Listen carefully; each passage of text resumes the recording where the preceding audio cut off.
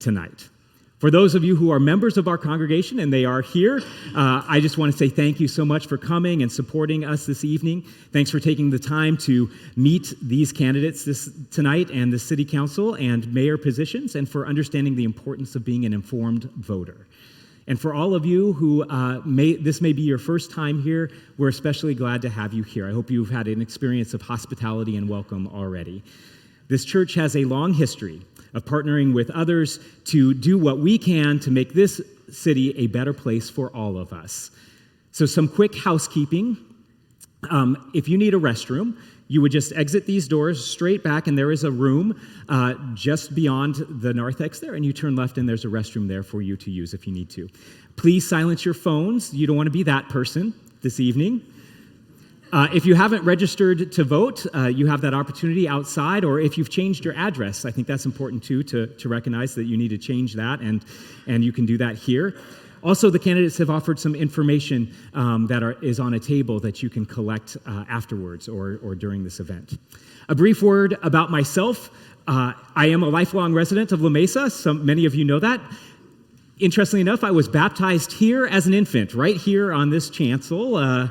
My parents are even here tonight, and also went to the preschool here at this church. I went to Lemon Avenue, La Mesa Junior High, Helix High School, on to Grossmont and Cuyamaca colleges, and eventually San Diego State. So I'm a homegrown guy. Yeah, thank you. Actually, that's for you, Mom and Dad. I've served at Foothills United Methodist Church, which is on the other side of Mount Helix, but is still in La Mesa. Helped start a new church in Chula Vista, was appointed in Santee at Santee United Methodist Church, and then here for the past 2 years. I share this because I think it's important for you to know my rootedness in this community and my passion for the best future of La Mesa, not just as a pastor, but as a resident who is raising with my wife a fourth grader at this time who just had baseball practice a little while ago. The best future for La Mesa requires not only good leadership in the positions that these candidates are seeking to fill, but all of us working together. Yes, their leadership is important. It is important. But it really is all of us who shape what La Mesa is and will be. And so you being here is a part of that shaping together, that we are learning together. Now, some have asked, why would a church provide a candidate forum? This church, for over 125 years, has been a gathering place for community, a place where people have been baptized, confirmed, married, and remembered, a place to rejoice and celebrate, a place to mourn and grieve. It's a place to discuss faith, family, business, and indeed politics. We have had a long tradition of serving the community, as well as being a place to have discussions like the one we're going to have tonight, because we don't separate our faith from how we live and how we participate in our community. That's all one package. We believe that participating in a democracy is an act of faith. Voting for policies and individuals that uphold shared values is just one way that people of faith can work for a world that more closely resembles the one that God intends for us. With this ability to impact change comes responsibility, a responsibility to be informed, a responsibility to act, and a responsibility to vote. So tonight's questions reflect some of the values of this church, but I think all of the people in La Mesa can be concerned about. Homelessness, housing development, business development, cultural diversity, and our environment. Of course, there are other topics as well, but these relate to our values as a faith community and speak to issues that those who are elected will want to be able to influence. We also believe that the strength of our political system depends on the full and willing participation of its citizens. This is why we've invited the whole community to be here, and it's been great to see you all welcome one another and actually see neighbors and talk to neighbors, maybe that you haven't met before. We believe the entire community should continually exert a strong influence upon our government, supporting policies and programs that are just and opposing policies and programs that are not. So the focus of tonight's meeting will be to introduce you all to the individuals that are running for both city council and for mayor. And our hope is that the structure that we've created will give each of you an opportunity to get to know these candidates a little better. So I'm coming to a close, and now you will hear from them. You got a pastor in front of you, I talk. I'd like to go over a few ground rules that we all talked about as well. We're grateful that the candidates made time out of their busy schedules to be here. We want to honor that by conducting ourselves in a disciplined and respectful manner, and I'm not concerned about that. It's our expectation that we will conclude by 8:30 or earlier. In order to make this possible, we ask that each of you in the audience be respectful of all of our candidates, so to listen as they're speaking, to not interrupt. Please refrain from excessive exuberance for or against a particular candidate. This will allow us to take full advantage of the time that we have tonight. Each candidate will have 1.5 minutes to respond to the questions that we have. Our volunteer, Karen, who is here before us, will indicate to the candidate their time by holding up a yellow card to let them know that they have 30 seconds left and a red card to let them know that their time has ended. They've all agreed to end when the red card comes up, right? Yes, awesome. And they all understand, and I hope you all understand, that this is a forum. It's not a debate. So they are not going to be responding to one another, and as in fact, we've actually agreed that they're all going to speak from their own platform, not lifting up what other candidates think or believe, but just what they believe. And I appreciate their willingness to do that, and they all appreciated that being a part of our contract tonight. So with all of that said, we look forward to hearing from these candidates this evening and to learn a little bit more about what the future holds for our not just church, but our community together as neighbors. So what I'd like to do is create an opportunity for each of our candidates to share just a 1-minute brief introduction of who they are, and then we'll move into questions. So here we go. I'm going to begin with Mejgan, and if you could just introduce yourself and share. Thank you so much, Reverend Christian, and thank you so much to everybody here. It's wonderful to be back here at the First United Methodist Church again, and thank you so much for hosting us as candidates. Good evening to all my fellow La Mesans. My name is Mejgan Afshan, and I am running for La Mesa City Council again, and I would love your support. Our equitable policy platform will help all La Mesans. As a young daughter of Afghan refugees that relocated to La Mesa in the 5th grade, I attended La Mesa Middle School, Helix High School, and Grossmont College before transferring to San Francisco State. I have a background in working in public policy, working with regional partners at the city, state, and federal level, and that is how we will be able to move forward together. Being able to collaborate and to be able to work in coalition with one another will help us create a more equitable future together. Thank you so much. Good evening. Am I on? Yes. Okay. Good evening. Thank you all for being here. First of all, I want to say Happy Teacher Appreciation Day to Dr. A. Today is Teacher Appreciation Day, and he is a fabulous teacher. I'm Christine Alicio, and I'm running for mayor. I was born in La Mesa. I have lived here 30 years. I was on the city council. I am very proud of the things we accomplished in a bipartisan nature on the city council. I see bigger, better things for La Mesa in store. I have ideas, whether it's library, whether it's business development. I have ways to get there without breaking the bank and raising your taxes. And my side job, my daughter, Emily, was born here at Grossmont Hospital, same place I was. She went to school at Lemon Avenue Elementary, Parkway Middle School, and later to Grossmont High School. So I have some literature outside, and I welcome you to look at my platform, and I'm proud to be endorsed by both the La Mesa Police Officers Association and La Mesa Firefighters Association. Good evening. My name is Mark Arapastathis, and I'm running for re-election for mayor of the city of La Mesa. I want to say thank you to Pastor Christian for having us here and everybody being here, and also to everyone sitting up here because they're putting themselves out there. And unless you've been in this position, you don't know really what it's like, and maybe you have in another position. But I appreciate everyone willing to participate in leadership in La Mesa.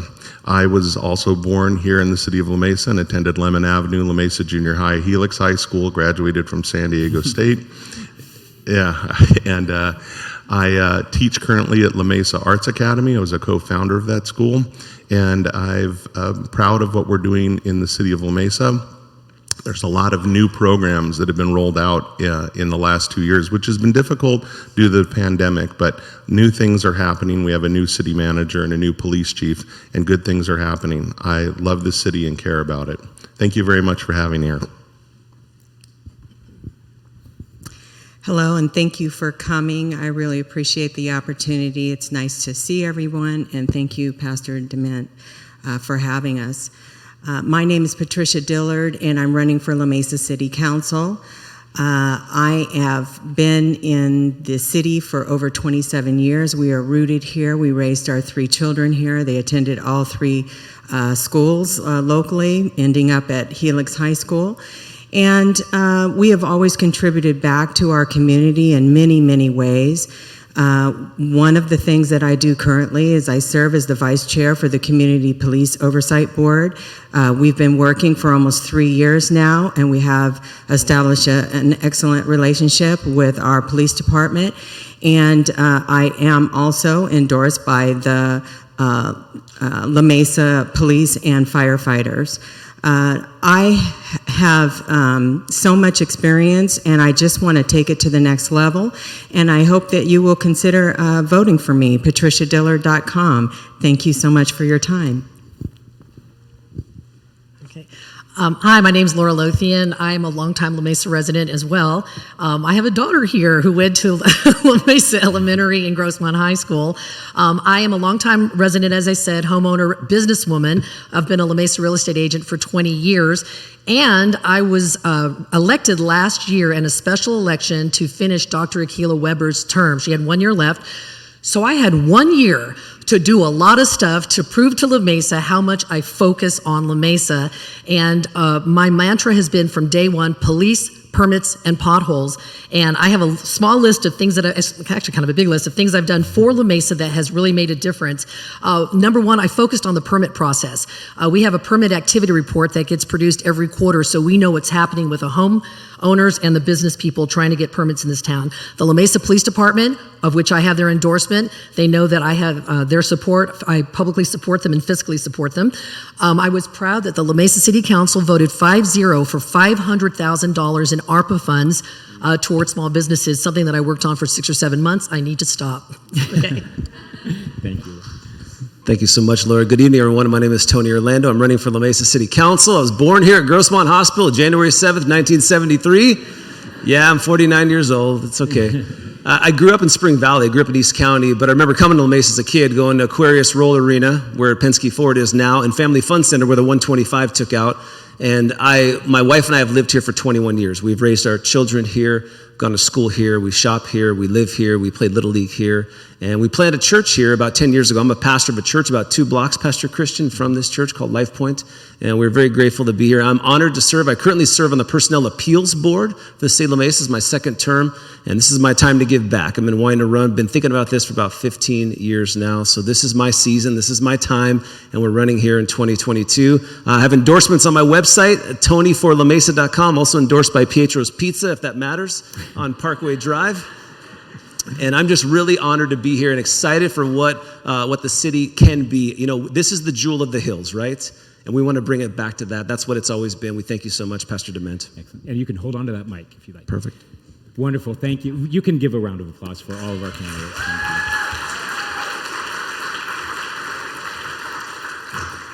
you. I'm going to turn now to our first question. Come on up and go to that microphone right there, Ron. And we're going to go in reverse alphabetical order to begin with. So, Tony, you'll be the first. And if Ron could take the microphone, he has a short testimony and then the question that he has before you. Hello? Can you hear me? Okay. My name is Ron Byerly, and the testimony that I'm going to give is within this church. I was homeless in 2016. Shoulder surgery put me homeless. And then there was a group called Interfaith Shelter Program, which maybe a lot of you have heard of it. When I came to this church felt comfortable, opened arms and everything. So they had a Fresh Start program as well, which feeds the homeless on the last Saturday of the month and things. And I told everybody here that next year I will be helping, if not running, those 2 programs. And here I am doing just that. So I've been a part of this church since 2017, actually, and really like it.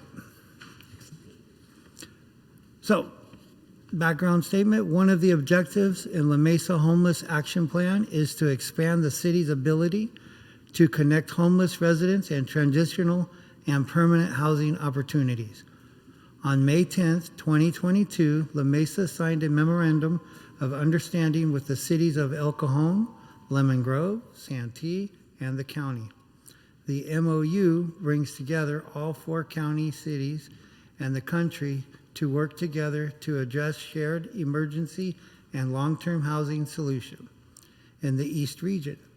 There is only one transitional shelter in the East region, and it is in El Cajon. Question: if you are elected or re-elected to the city council, what would you do to bring emergency and long-term housing solutions to La Mesa to meet the needs of the residents who needs this type of housing? Please take 1.5 minutes to support your answer. Ron, thank you so much for you. I'm going to take 10 seconds of my time to thank you for you giving us hope. Like, your story gives us hope that there can be a solution to the homeless issue.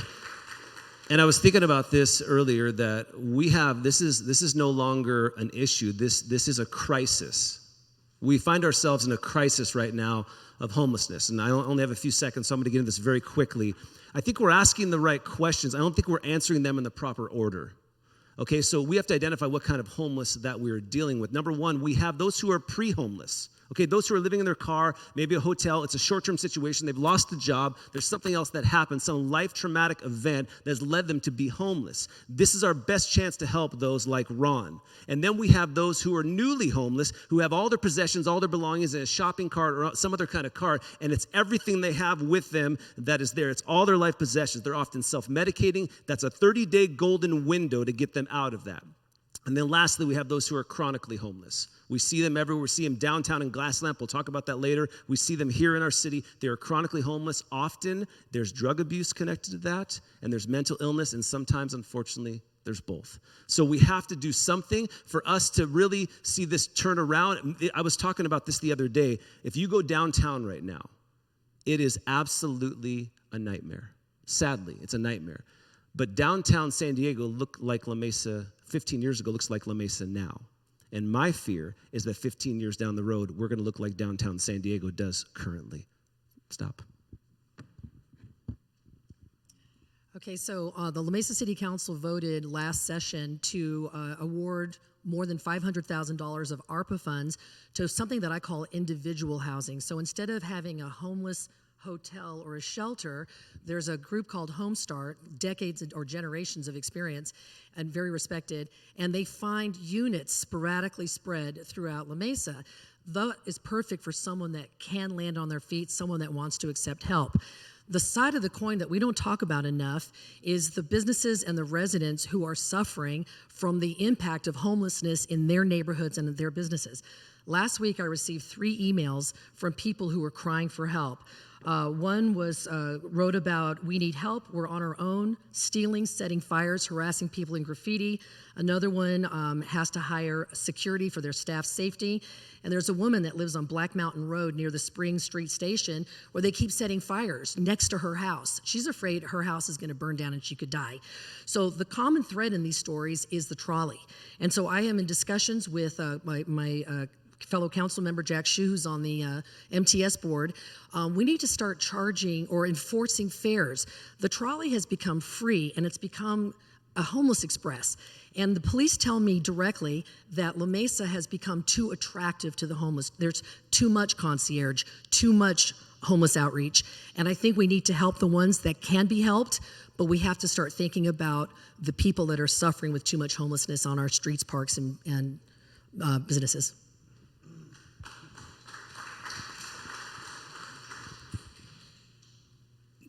Thank you for your story. Homelessness is a complex issue, and I think that what the city is doing right now is that we do have a home program.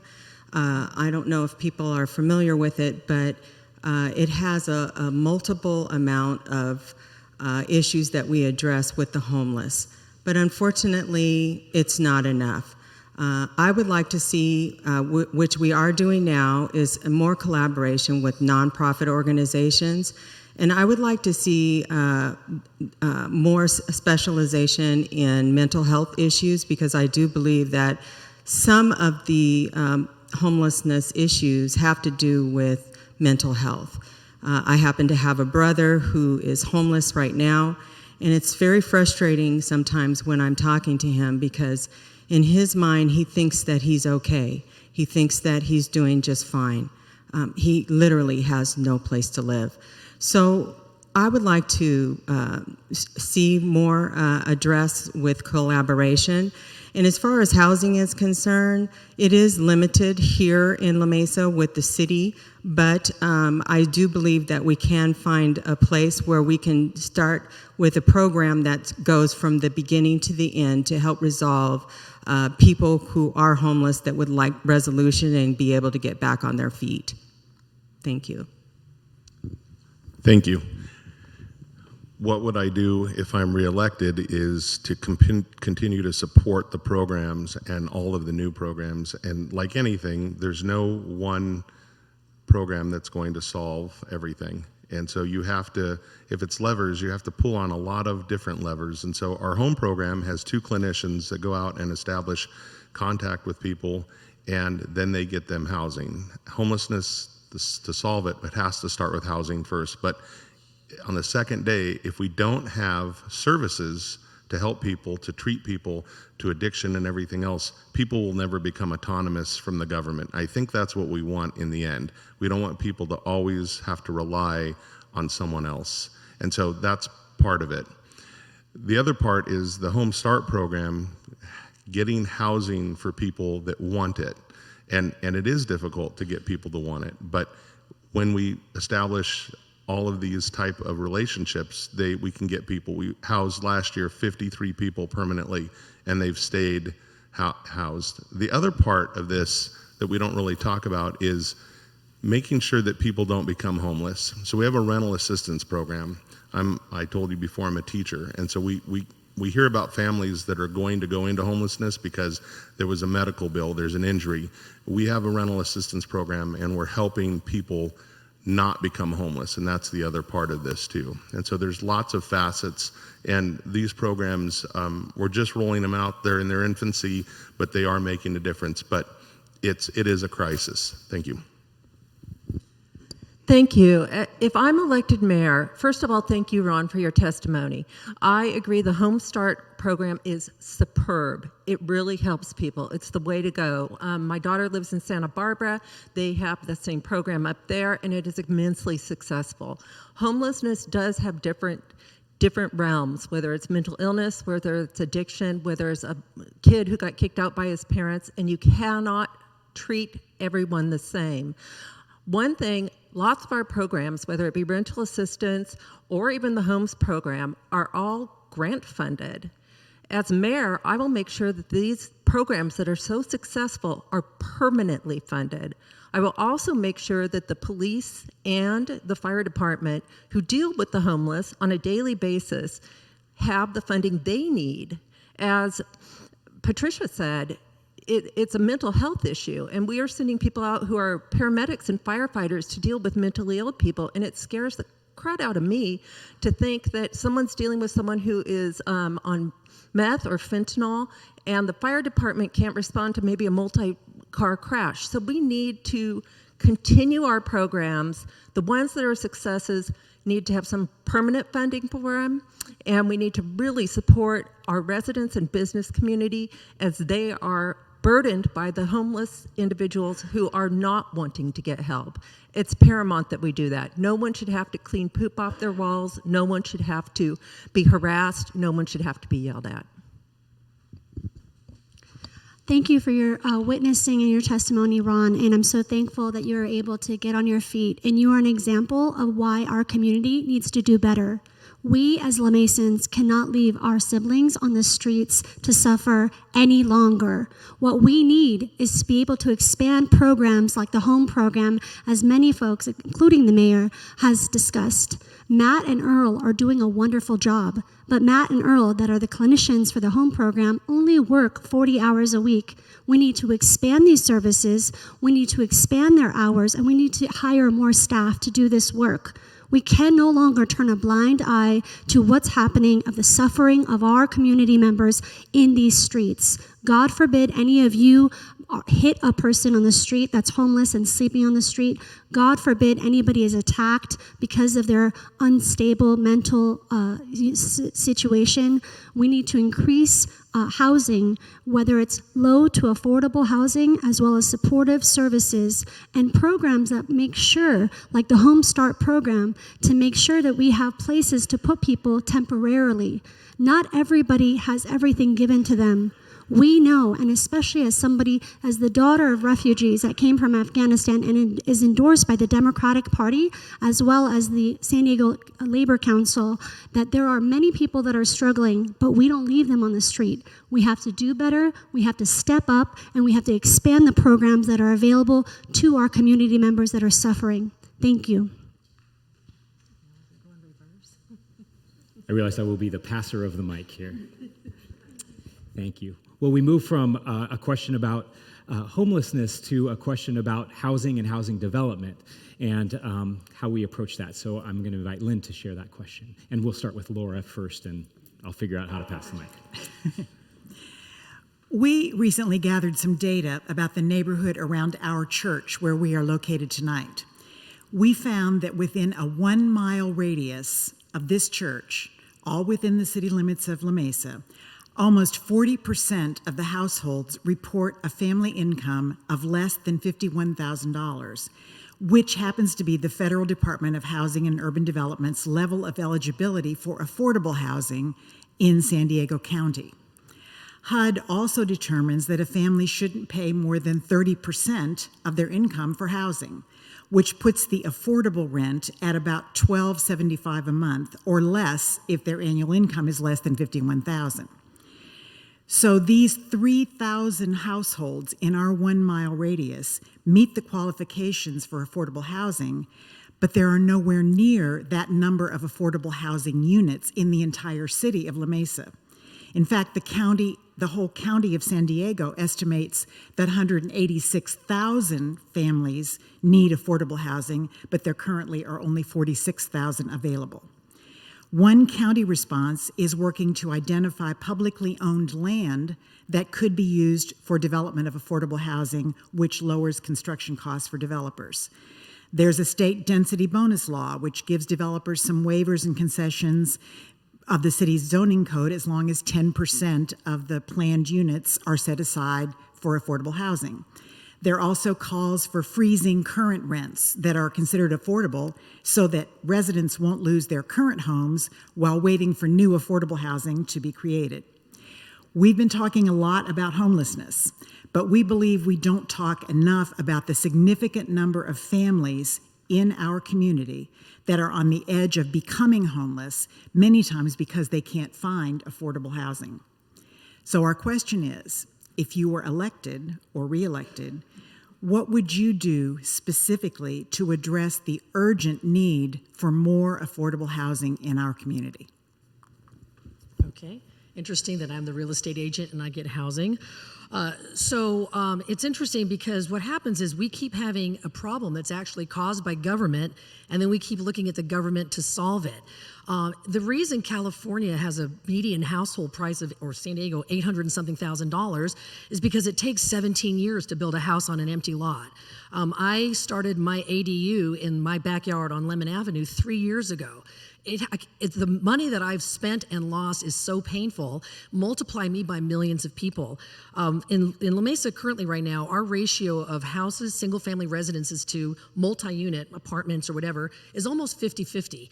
We are building a exclusively low-income housing project on Allison, and in discussion is another low-income housing project where the Randall Lamb building was. These are not going to have enough parking spaces. There's like a third of parking spaces to units. That's going to cause a lot of congestion in La Mesa.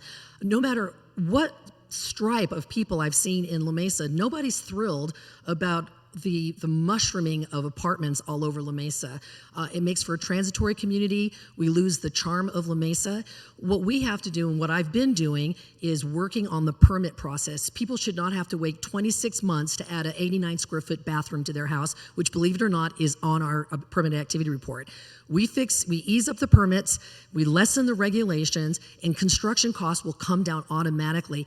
Let nature figure it out, not a government stopping the affordability and then trying to solve by taking money from somebody else.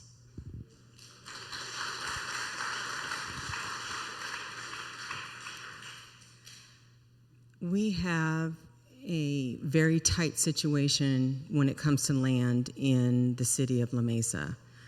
However, there are places that we can and are and should continue to provide affordable housing to the level of 100%. In some cases, we should be able to do that, and we have been able to do that.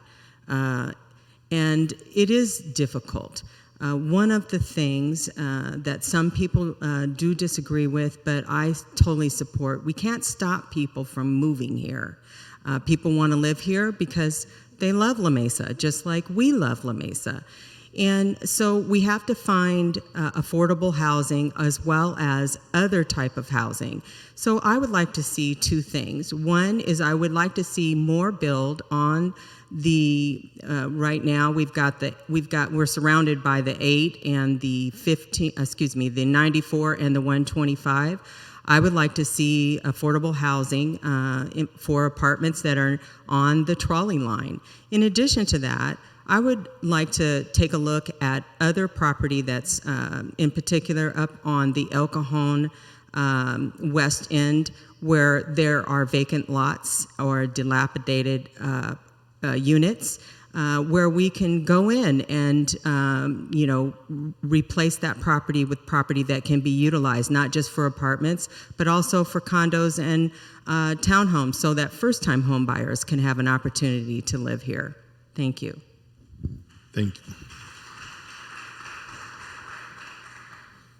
Thank you. Regulation gets in the way of many things. So we passed an ADU ordinance, and that was going to open up and create more housing, and it's come to a standstill because everyone's yard, we found out, can't take an ADU. And so the staff has been meeting and everything, we've been doubling down. The city manager is pushing to make it an easier process through permitting, through new software, so everyone can get through it, so you're not having to wait for someone. Changing regulation. When you wanted to improve your house, if you hit a threshold of $30,000, you had to put a sidewalk.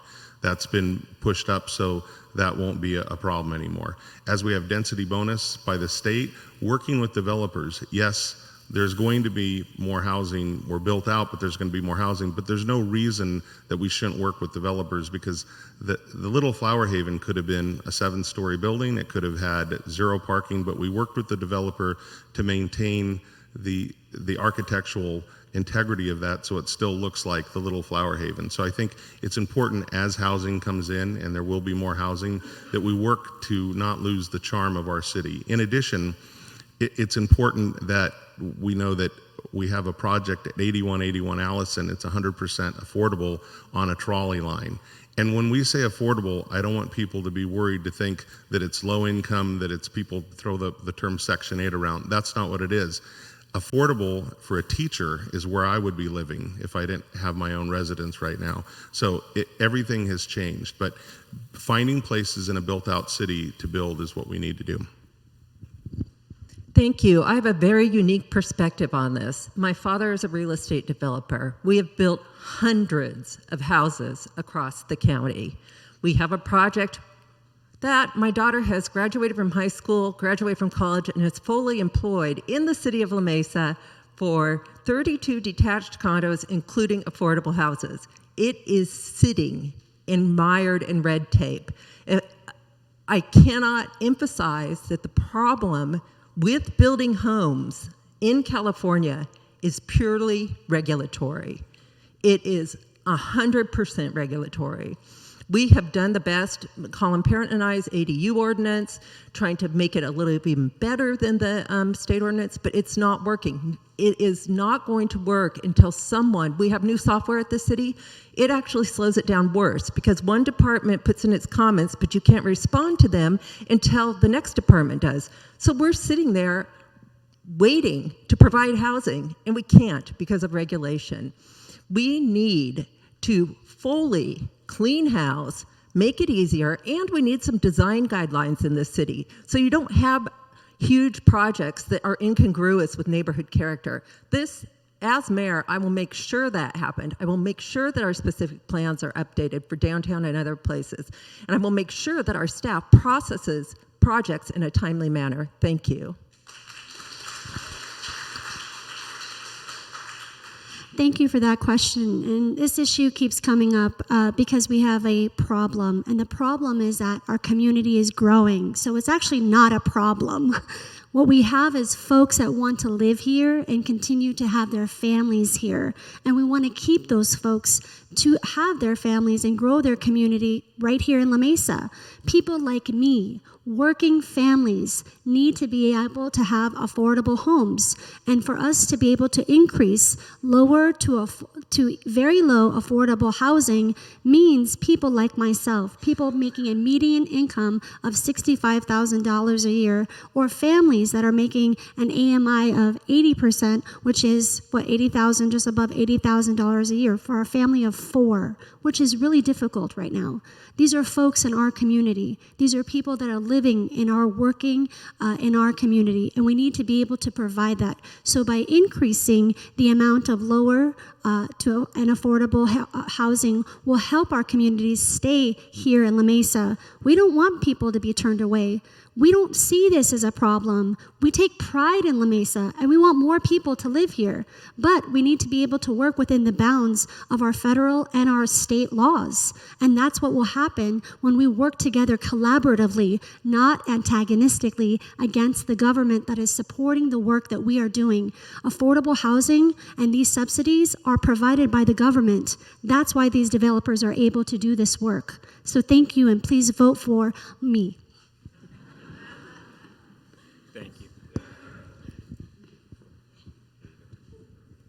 Thank you so much. As everyone else has said, this is, I'm not a fan of massive buildings. I'm really not. I think we need more affordable housing for sure. Like Christine, myself, I come from a construction background. My dad's been a general contractor here in East County for 50 years. He's here right now. My dad's 81 years old, still building ADUs on Mount Helix, like right now. Yes. But what I've seen is in absence of having to build massive, buildings with hundreds of units, I think as we've talked about, if we speed up the permitting process, it doesn't take 18 to 24 months to get an ADU built. Everyone who my dad has built an ADU for in the last couple of years is using that as a rental property for family or for someone else to provide affordable housing. But holding the permit process up for 18 to 24 months, back in the day they were called granny flats, right? Okay, so we want to get a permit before granny dies and be able to occupy the granny flat. So that's going to be a huge deal. So for us moving forward, I think it's super important that we take advantage of what we have. I know what Dr. A said. There are some places that are limited by the property and the space in the yard, but I've been to Laura's property. She has plenty of space, but it's held up in the permitting process. So I think we can do whatever we can to expand, preserve the community that we have. I found this out yesterday. This is a really cool story, that La Mesa was a carriage ride in the late 1800s, the early 1900s from downtown. That it was it was an escape from downtown living. And that was why it was the jewel of the hills. So to know that, we want to preserve that by not having massive buildings, but providing affordable housing through ADUs and other opportunities. Thank you.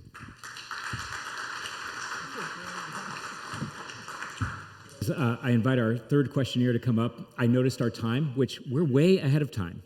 So after this third question and we go through the candidates, I won't talk. I'll give you 5 minutes to stand up and stretch. Does that sound like a good plan? And then we can move on with the next two questions and we'll conclude. So thank you, Bonnie. Good evening. I'm asking about business development. Okay, so in this post-pandemic period, we see some new businesses. We also see empty spaces and know how important business is for the health of our city's success and financial well-being. As a city council member, you will have to decide on the types of businesses that benefit La Mesa, including land use, building placement, and zoning restrictions. Health and safety concerns, especially for our children, have arisen with neighborhood placement of marijuana dispensaries and the products they sell. When voters passed Measure U, approving the sale of medical marijuana, the City Council added recreational use without voter approval. This created significant safety and health issues for our neighborhoods and our children. Additionally, other city councils are eliminating the sale of flavored tobacco and increasing oversight of guns and ammunition. So our question is, if you are elected or re-elected to the City Council, what will determine your priorities in the decision-making process on controversial businesses that involve zoning, land use, and the quality of life that businesses represent in the community?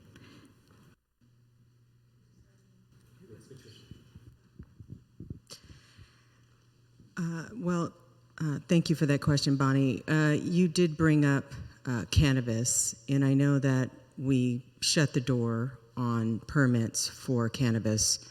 I believe we have about 12 that are open right now, and we don't know if the other permitting will take place, but there isn't anyone else that can come to La Mesa for cannabis. But I did notice, since you brought it up, that cannabis has very strict guidelines and laws on how to sell recreational and medicinal cannabis. And I compare that to the local liquor store where a young person underage can go in and use fake ID and possibly buy cigarettes or alcohol, or get someone in the parking lot to do it for them. So it is a challenge with some businesses that may be controversial, but I would like to see more of a educational process to the public in regards to some of those businesses. I understand we can't have people who do the ink tattoos in the city, but nevertheless, I think that education to our public is a better way to go when it comes to businesses, because we need to support businesses. They're what brings the dollars to our city so that we can do more. Thank you. Thank you. It's regarding the sale of tobacco. There's a systematic problem with selling to minors, and it happens everywhere throughout the county, and it's not being regulated. So recently formed a subcommittee, we just met today, about trying to create an ordinance that's going to make it, there's going to be a penalty if you do sell to minors, that you may lose your business as opposed to just getting a slap on the wrist or some type of citation. So as far as businesses that are doing the wrong thing, that are harming, that we need to, unfortunately, it'd be the last resort, but that business can't be here anymore. As far as trying to get other businesses here, we need business to come here. And so we have a LEAP program. We have a grant program for $20,000 to have new businesses.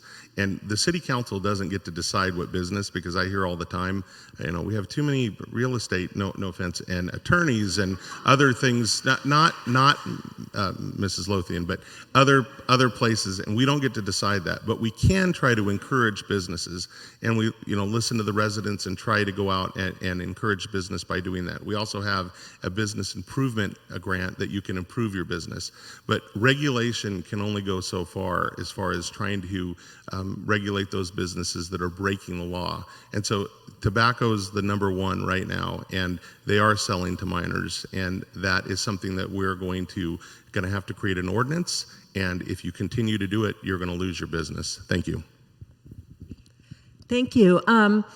To the recreational plus and medicinal marijuana, the City Council reacted after the state of California passed the recreational marijuana. So the city didn't decide to do it unilaterally after the voters passed recreational, then the state, medicinal, and the state passed recreational. Right now, that is the law.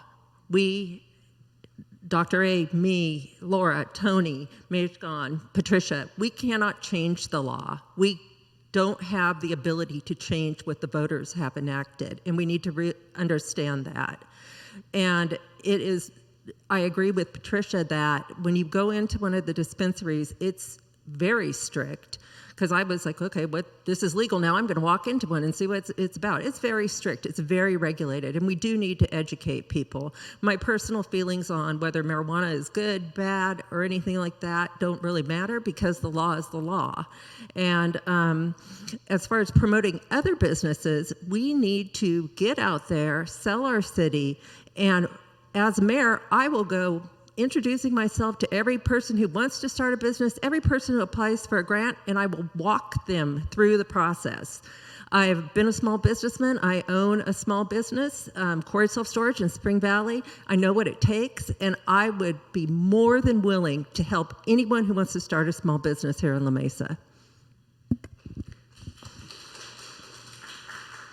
Thank you for that question, Bonnie. I want to applaud our mayor, Dr. A, and our city council members for creating the LEAP program that helps support the introduction of new businesses with $20,000 grants, and that's wonderful. I also want to applaud our mayor as well as our city council members for making sure to subsidize the support that current businesses need and changing the facade as well as improving our community businesses that exist right now in La Mesa, not just in the La Mesa Village, but all across La Mesa. And it's very important that we support business.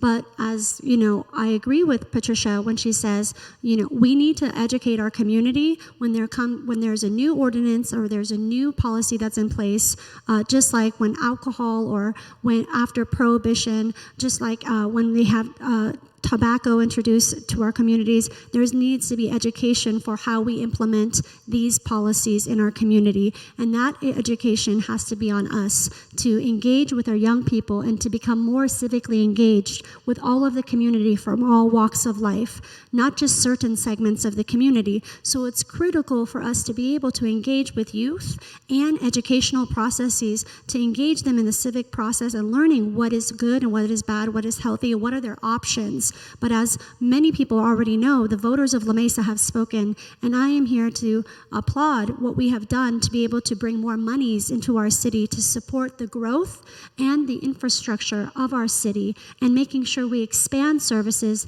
that are available.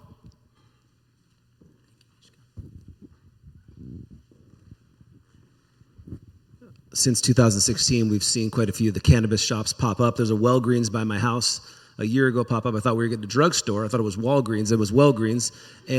But the reality is that what is the city government's responsibility?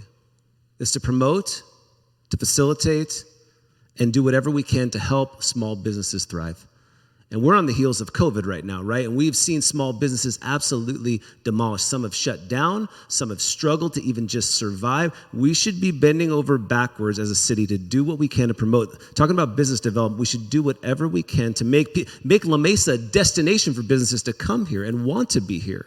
If you were here 25 years ago, you remember, Pastor Christian, that down Main Street here, right on La Mesa Boulevard, it was 25 antique shops. Well, and I loved it, right? But guess what it is now? It's craft restaurants. It's coffee shops. It's other little boutique stores. And you know what? I love that too. La Mesa has morphed and transformed into something that promotes small business. There's a crowd on Friday nights. You were here for Oktoberfest, some of you, but even on just a regular Friday night, there's action. There's stuff going on because we promoted that. We also have to do whatever we can to facilitate businesses to survive. Laura told me a while back, Sheldon's coffee shop, they were trying to get an awning, this goes back to the last question about parks, about permits. And they were trying to get an awning. It took them months to get an awning. It was a simple awning that was providing shade for their customers. So the goal is measured, obviously, reasonable, balanced development, and really back to the homeless issue, not to bring back question number one, but we have to help the homeless issue because businesses won't thrive if homeless are parked on their doorstep each and every day. Thank you.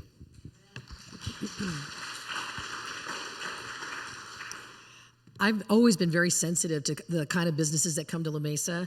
I remember fighting the 7-Elevens that were coming to La Mesa. There was one on University Avenue that generated so much trash on the street you could see it from space. And so I remember in 2010 pleading as a citizen to the La Mesa City Council, please stop with all the 7-Elevens. Measure U, flawed, but it's too late. We have our dozen cannabis shops. I know we're called Cannabis Central and all that, but we fought it. Dr. A, Councilmember Shu and I fought having Urban Leaf open next door to Cookies, but their lawyers figured out a way to make 1,000 foot between the two businesses. What I've just done recently is, again, La Mesa is infamous for being very hard on permits and regulations. So the permit activity report, the blueprint that's coming out that's going to expedite it and improve customer service, that is all happening now and continuing to happen. But what I really love is that I worked for over 6 months to get $500,000 in ARPA funds to La Mesa small businesses, and it's called the Commercial Facade Improvement Program. Our businesses, the ones that have faded paint, broken windows, tattered awnings, they're going to get $5,000. They can apply for $5,000 in ARPA funds without having to pay it back, and then anything after that up to $25,000 is 50-50. I have a list this long of businesses that are crying with relief because they don't have any spare money after the COVID shutdowns.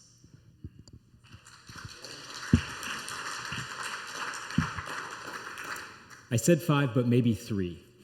If you want to just stand up and stretch for 3 minutes, I also know they probably would like to take a breath, and then we'll conclude with 2 more questions.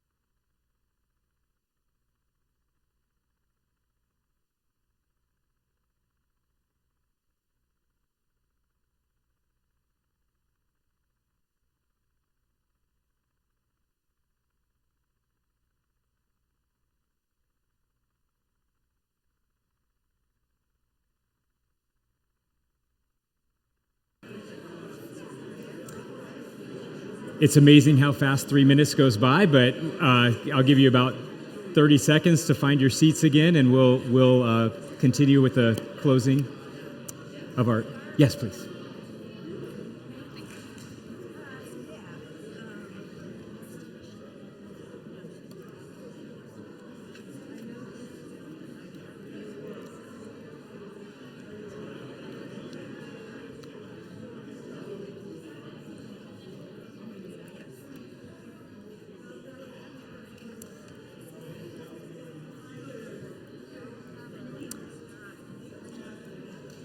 Thank you all very much.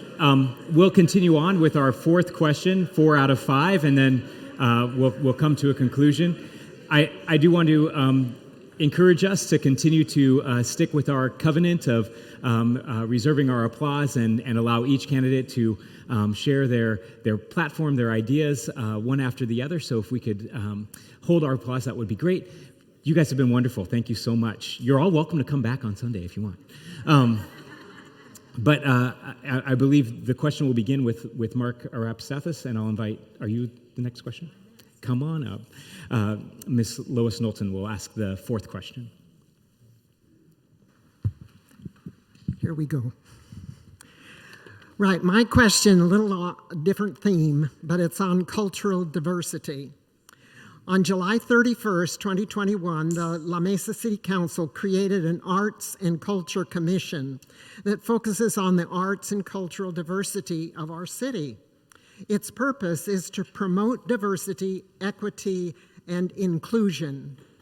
It was set up as an advisory committee to the City Council. It is interesting that our city is known for its seasonal activities, especially Oktoberfest, a German festival, and more recently, Juneteenth. Yet 20% of our population identify themselves as Latino or Hispanic, 7% Black, and 6% Asian. Another interesting fact is that 15% of La Mesa residents were born outside of the United States. It is commendable that there was a desire on the part of the City Council to increase our cultural sensitivity with greater knowledge, awareness, and acceptance of other cultures. However, it would appear that there is a lack of interest or motivation to celebrate the Hispanic culture during this time of year, especially since it is nationally the Hispanic Heritage Month. Another observation is that our primary celebrations are Oktoberfest, the Christmas Village, and Flag Day, and all are centered in the village. The question is, in the interest of meeting the goal of creating a city that celebrates all the cultures represented in our city, and in order to build positive relationships in all parts of La Mesa, not just in the village, do you have suggestions for recommendations to the Commission on the Arts and Cultural Diversity or to any of the other organizations that want to build neighborhood bridges of appreciation for all our residents and for those whose ethnic and cultural roots are from other countries? Thank you.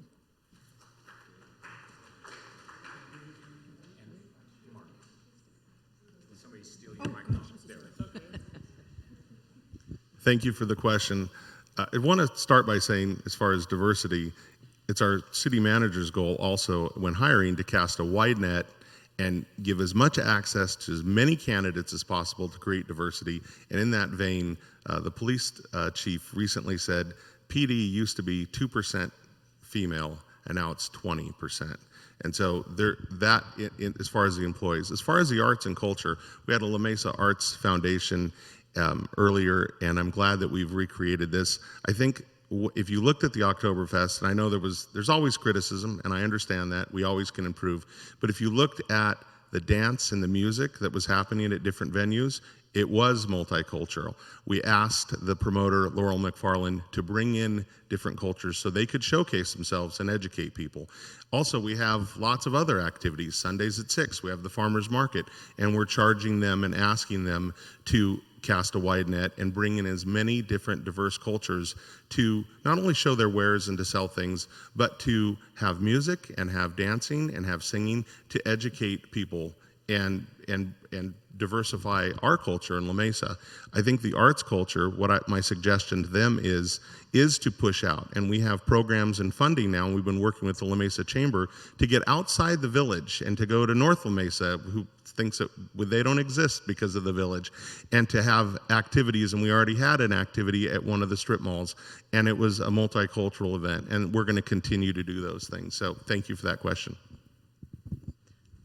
Thank you. I really appreciate the question, too. As the daughter of a Jewish grandmother and the granddaughter of German immigrants, we do need to celebrate all sorts of culture and all sorts of diversity. When you look up here on the dais, we have a great cross-section. It would be great to have our city council look like all of us. We've got our first Latina councilwoman sitting there, Ms. Lothian. We have immigrants' daughters. We have a black woman. We have these two white guys, but we'll forgive them. But but another thing that we need to look at, Christmas in the Village was renamed Holiday in the Village, but nothing has changed. There's other holidays going on. And I think that the Village Association probably is very receptive to having their event promoter really reach out. And they're the people who the city partners with McFarland Productions. Another thing that we need to think about is diversity of opinion. We need to have all these opinions out there. We are a city that is not red or blue, but purple, very purple. Another thing we need to think about is economic diversity, working people, how things affect them. It's all something that I hope whoever is on the council and mayor really takes to heart. Thank you. Thank you so much for that question, Lois. I think it's important as a civil rights advocate and as a co-founder of an organization based here in La Mesa. It's called Borderlands for Equity. I think it's really critical for us to continue to work towards bridging the gaps that we have in our community. And the wonderful Oktoberfest event that we have, the La Mesa Holiday Village, as well as making sure we continue to celebrate and help Juneteenth thrive and grow throughout the years, I think is critical. Introducing maybe a spring festival for our folks that enjoy the springtime and when the spring equinox happens is also really important. We want to be able to bridge these things to be able to heal our community. There was so much that happened in the past few years, and to be able to bridge that and heal those pains, we can be able to use art and culture as a means of creating conversation, dialogue, and encouraging the arts in our community. Artists bring people who come in and are able to watch and able to pay and able to visit our community. Artists bring in a wonderful theater, wonderful music, and we want to expand this in the western parts of La Mesa, in the northern parts of La Mesa. All parts of La Mesa should be able to experience this and enjoy the diversity that is La Mesa. We should focus on how our diversity helps our community thrive and how the different cultures that we come from actually makes us that much more beautiful and that much more brilliant.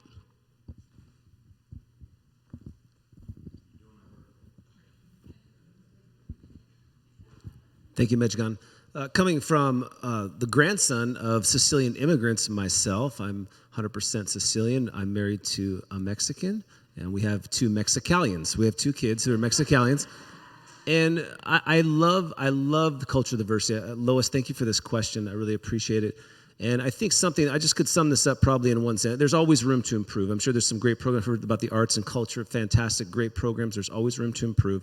But I would say this, that we establish, in order to obtain cultural diversity, we establish that all life is inherently valuable.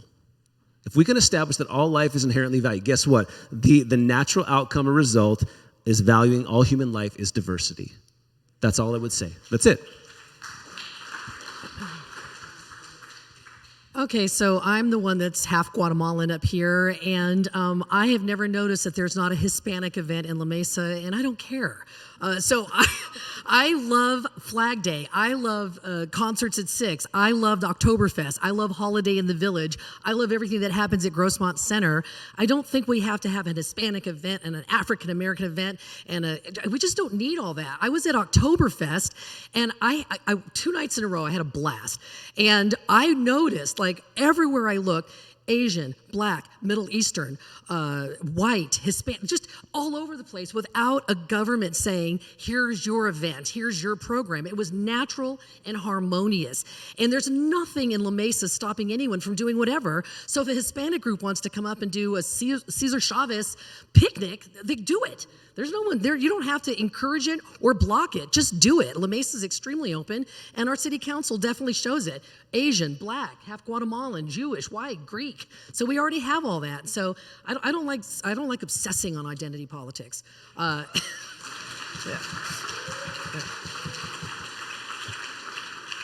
And I think that's all I'm going to say. Hold our applause, please, so that we can continue to move us along. That'd be great. Thank you. And Patricia, yes.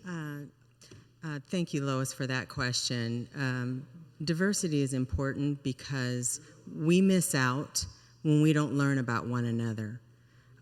We actually lose when we haven't taken the time to. I'm sorry, somebody talking? Oh, okay. Okay, thank you. I co-chaired the inaugural this year for Juneteenth and Friends, La Mesa Juneteenth and Friends. And we focused on family, community fun, food, entertainment, music, dance, and we involved our children in our community, and we really focused on inviting everyone to celebrate the Jubilee. There's a lot of people that we have a government holiday called Juneteenth, and there's a lot of people that still don't know what Juneteenth is all about. And so we wanted to celebrate the Jubilee and include all. And we got together over 40 people to volunteer their time and do all kinds of work behind the scenes to make that group happen. We were hoping for about 250 people. We got almost 1,500 people to our first event right here in La Mesa. We were representing East County. It's never happened before. So there is a reason for diversity, and it does include people instead of exclude people. And we can do that whenever we participate and start up things ourselves and volunteer. Thank you.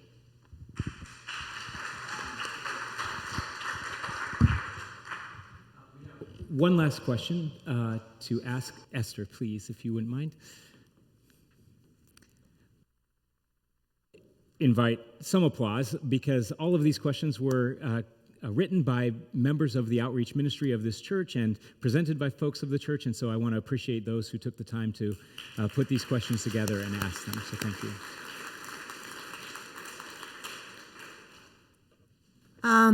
Good evening.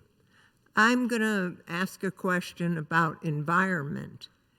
At the July City Council meeting, the Climate Action Plan, known as CAP, annual review was presented. The City of La Mesa is taking some good steps toward mitigation and adaptation in addressing greenhouse gas emissions, meeting the tree canopy coverage target of 33% by 2035, and moving towards the commitment to 100% renewable power by 2035. The existing cap no longer meets the current standards of the United Nations Climate Channel Panel, nor state goals on reducing carbon emissions to ensure a livable planet for our children, our grandchildren, and future generations. The La Mesa CAP will be updated and voted on in 2023.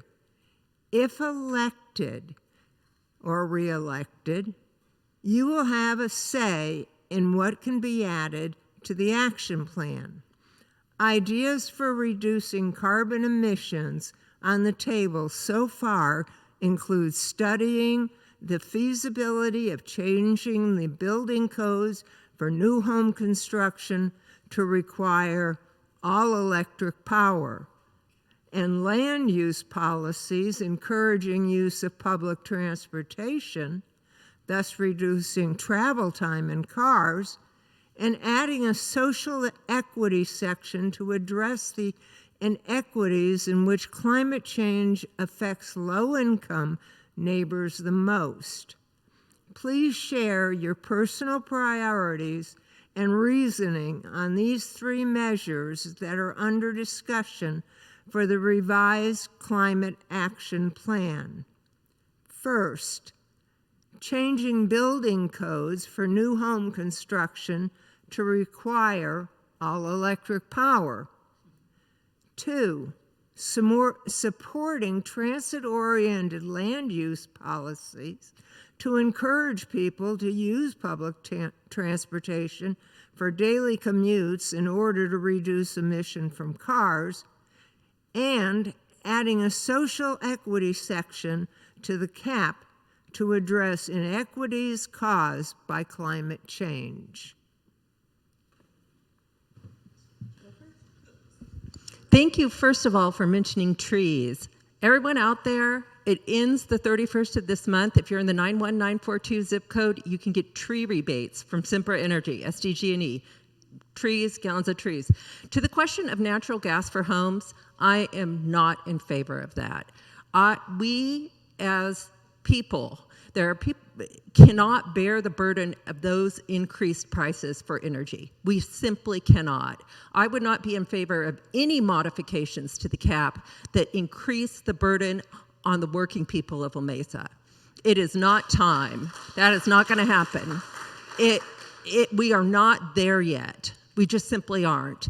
I know my house is almost all electric. I look at the difference between my gas bill and my electric bill. It's incredible. My partner's house is all gas. It's night and day. We're not rich people. I make $65,000 a year. That's my income. I cannot afford to heat my house on all electric. That's a terrible mistake. There's got to be a better way to do this. There has to be a better way. Transit-oriented development is a great idea if the people will use the transit. Thus far, that's been kind of a mixed bag. So as far as the climate action plan, making it all electric, I am absolutely opposed to that for the working people, the average person of La Mesa. Thank you for that question. And I am absolutely in support of electrifying homes and making sure we can be able to create a sustainable environment for all of our future generations. Your children and your grandchildren will have to live in a society that is literally burning up. What we have faced this summer was heat waves. For the folks that have faced heat waves and have faced brownouts and blackouts throughout this entire summer, folks were actually suffering. There are people like my attorney who are pregnant and didn't have air conditioning at her home. There are many people in our community that are suffering. And the climate action plan is actually good governance. And I applaud our mayor and our city council for the leadership and the vision that they've had in making sure we can create sustainable and a greener and walkable communities here in La Mesa. We live in a community that is disproportionately affected by folks who continue to suffer much more so than any others because they're affected negatively by this climate action change.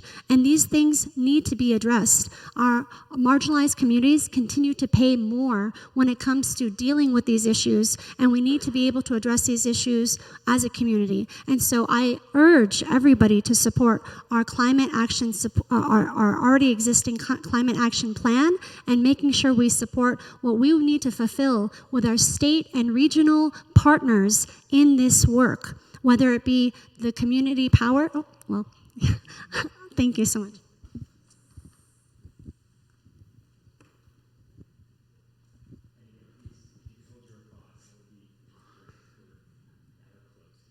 Thank you, Michigan. Appreciate that. I think there's good steps that we all can take. There's some low-hanging fruit in this area, and I think really when it comes down to it, no one would argue that we should recycle, right? We should recycle. We should pick up trash. The big thing, we were at a park the other day. There's trash everywhere here in La Mesa. So taking care of the environment starts with picking up trash, recycling. Yes, no one would argue with planting gardens. A beautiful garden up there on MacArthur Park, right? There's a beautiful community garden. Wonderful, wonderful. Those are all great things. But let me just share this. And I'm in a church right now, Pastor Christian, right? So I can share something personal, not political. Will you allow me? Tony, yes, you can share that. Yes, will you allow me to share that? My faith, I'll just tell you this. My faith instructs me that our Creator created this planet. And for us to enjoy, to steward, and to maintain, which requires a great deal of care, which recycling, trash pickup, planting gardens, that's all part of it. And for me, I always want to bear in mind this as priority, that from my faith standpoint, Pastor Christian's faith standpoint, we worship the Creator, not the creation. And that's something that's very important for me. How I take care of His garden says how much I love Him. And I will end with that. Thank you. Okay, so we've been lulled into thinking climate action plans is planting trees and painting bike lanes and more charging stations and Teslas and Priuses. What's going to happen, what's coming up very soon is going to be very, very painful. This zero carbon, net zero carbon, it's a step toward totalitarianism. We're going to be told where to live. The pain at the pump is intentional. They want us out of our cars, and they want us on apartment buildings on trolleys. Take a good look at Moscow, and look at all those apartment buildings on train tracks. I don't want to live in a country like that. And the climate action plans are not California. We're gonna lose gas stoves, gas fireplaces, gas cars, gas washers and dryers. Just all of it is gonna go away. And I'm in real estate. As soon as somebody walks in and sees an electric stove, the first thing out of their mouth is tell me there's a gas line. So right now we're all kind of like thinking it's not gonna happen. Well, if we don't stop this climate action plan lunacy, it is going to happen, and we're going to have a giant exodus out of this state. And I'll tell you this right now. I go into homes now where people are burning up in their own homes because they don't want to pay for their utility bills, or they're freezing in their homes because they don't want to pay utility bills. And I'll tell you, I go to Mexico all the time, and I don't care how poor a person is, they still have a car in their driveway because that's the only way to survive. So we're not going to become a society of apartment dwellers taking trolleys and buses. It's just such a wrong path to go down.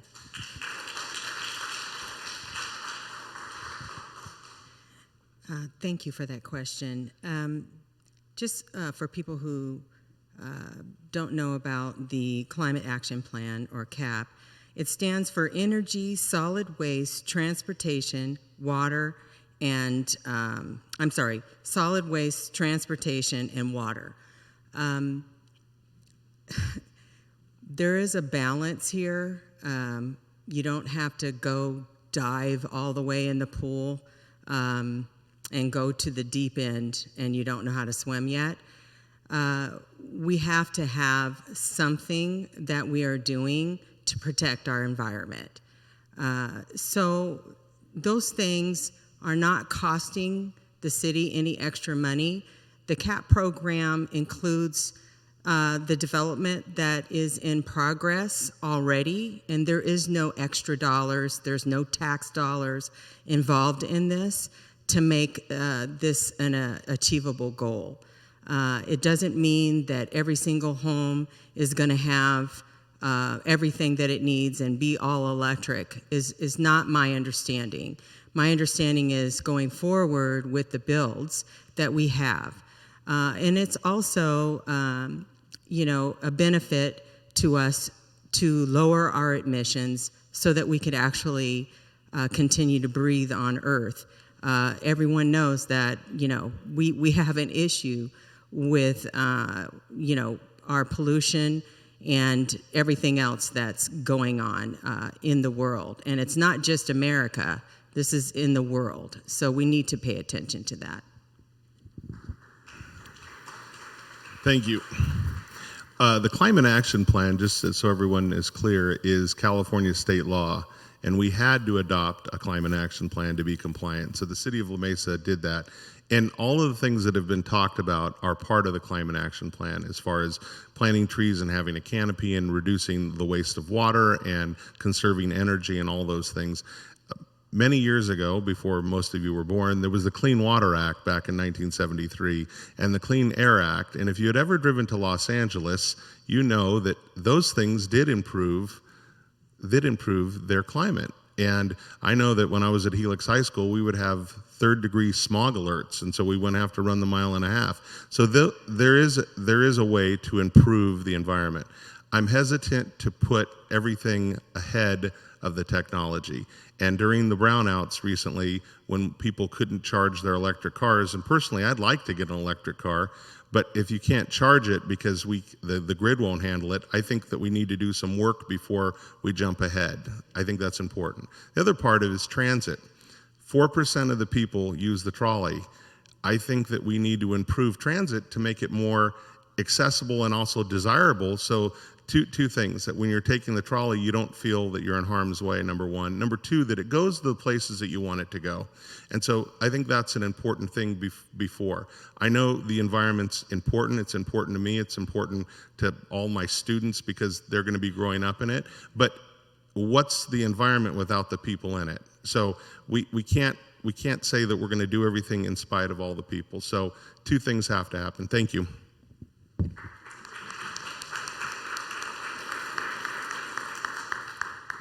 Now, I'm aware that there are so many more questions. I had a gentleman who came up and said, I really would like to have them touch on infrastructure and issues of our streets and continuing that construction and care of those things. And there are more, policing and all of those items that we have a lot of conversation to have, to still have. And so I encourage us to continue to ask those questions. I think I can say this, but these people are accessible. These are our neighbors. I was mentioning I ride by half of their houses when I ride my bike to work. Here, we are living in the same neighborhood, and we have access to one another, and we can work together to have these conversations. I appreciate, and I need to applaud, and I hope you will applaud all of these candidates in that, yes, go ahead and applaud them all.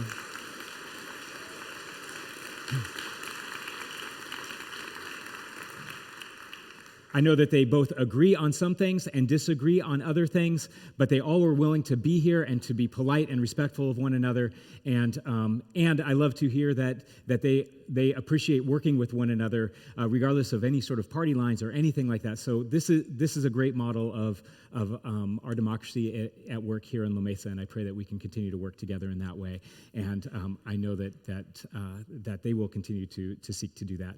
So with all of that, I'm not going to ask another question, and let you all. I was thinking through this. You might want to stand and step outside before you get mauled by people up here. You can leave, I guess, if you would like. But if you would like to engage with some of your citizens, you're more than welcome, and we have space out on the patio this evening. So can we give them a round of applause once again? And if you could all remain seated so that they can find their way out. Does that work for you all? Does that work? And I just want to say thank you very much for all of you to come, both here and online. It really is an important part of our democracy to have these conversations, to be present for one another. And I encourage you to look at all the information that is placed on your handout that was offered on your way in, so you can learn more about this and other things that are happening in the life of the church. Thank you so very much this evening. And